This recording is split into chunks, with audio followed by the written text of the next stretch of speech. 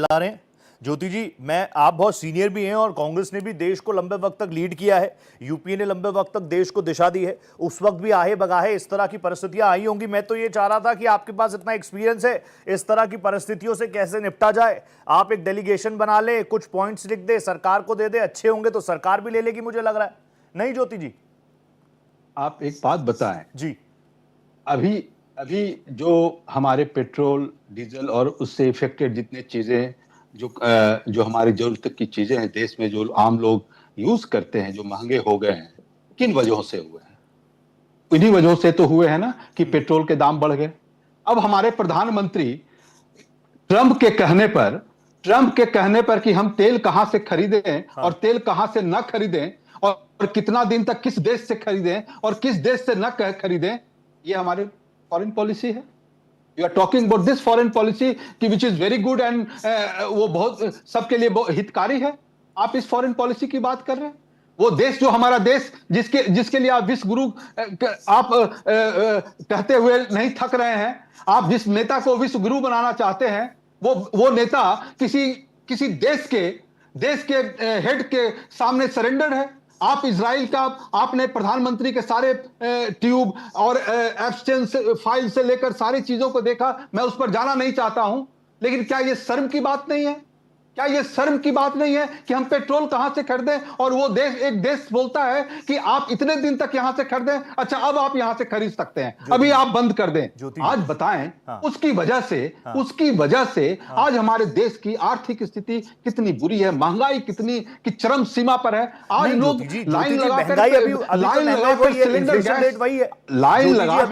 Gas ले रहे हैं, गरीब लोग जो 10 दिन पहले थे वही पेट्रोल डीजल के रेट लाइन में लगकर, जिस तरह कोरोना काल में ऑक्सीजन नहीं मिल रहा था। हाँ। आज अभी ये शुरुआत हुई है। हाँ। और आप देखेंगे आने दिनों में ज्योति जी नरेंद्र मोदी इस देश को पूरा बर्बाद कर देंगे। मैं कह रहा हूं कि विपक्ष की आवाज, ज्योति जी मैं ये मानता हूं जैसे prime minister is my respected prime minister, leader of opposition Rahul Gandhi is my leader of opposition, और मैं तो ये मानता हूं कि विपक्ष को बोलने का ज्यादा अधिकार देना चाहिए कि आप मेरे मुद्दे तो उठाएंगे, किसके उठाएंगे? मेरे उठाएंगे, मेरे बच्चों के उठाएंगे, मेरे नाते रिश्तेदार, मेरे भारतीय भाई बहनों के मुद्दे उठाएंगे ना, इसलिए मैं आपको ज्यादा मौका भी देता हूं। लेकिन ज्योति जी, इन्फ्लेशन अभी वही है, इन्फ्लेशन परसेंटेज वही है जो 10 दिन पहले रहा। पेट्रोल डीजल जो नॉर्मल पेट्रोल है, नॉर्मल डीजल है, उसके रेट वही है जो 10, 15, 20 दिन पहले थे। ये प्रीमियम पेट्रोल के आज बढ़े हैं ₹2.30। अच्छा। सिलेंडर 913 का था, 913 का ही है। अच्छा। ब्लैक मार्केटिंग प्रॉब्लम है ज्योति जी। चलिए अब हम मैं आपकी बात को ले लेते हैं। आप कह रहे हैं कि इस देश में महंगाई 2014 के बाद घट गई है। आप ये कह रहे हैं कि 2019 के बाद मैं कह रहा हूं आज से 1 महीने पहले जो इन्फ्लेशन रेट रहा होगा वही रेट है पेट्रोल, नॉट 2014। तो आप ये परिस्थिति क्यों है? मैं क्या कह रहा हूं, कांग्रेस पार्टी क्या कह रही है कि अभी इस युद्ध के पहले, हाँ।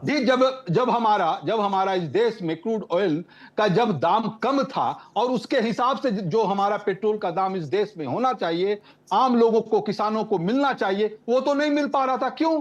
जबकि इनका ये मनमानी जो देश को तोड़कर मरोड़कर जबरदस्ती सेंटर विस्टा बनाना और कर्तव्य पथ बनाना और ये बनाना, किस लिए? जब देश आपका मर रहा है, किसान मर रहा है, गरीब मर रहे हैं, तो आपको जो बनी इमारतों को तोड़कर लोगों के टैक्स के पैसे, किसानों के पैसे लेकर आपने इस देश को बदलना चाह रहे हैं कि वो कितने लोगों के लिए, from my bottom of heart. लेकिन ये चीजें आप कंफ्यूज करें। सेंट्रल विस्टा का प्रोग्राम, आपके नेता भी तो जाएंगे, हो सकता है कल मेरे छोटे भाई बहन नेता बने, सांसद बने, विधायक बने, वो जाएंगे ना वहां पर, वही तो जाएंगे। आप लोग ही तो जाएंगे, आप नहीं जाएंगे क्या? अगर आपको कल टिकट मिलेगा, आप सांसद बनेंगे, आप भी तो जाएंगे नई वाली पार्लियामेंट में। वो कह रहे हैं कि जब आप क्या कह रहे हैं, आप क्या कह रहे हैं कि वो सेंट्रल विस्टा में जो चुने हुए लोग हैं तो सारे पार्टियों को जाएंगे।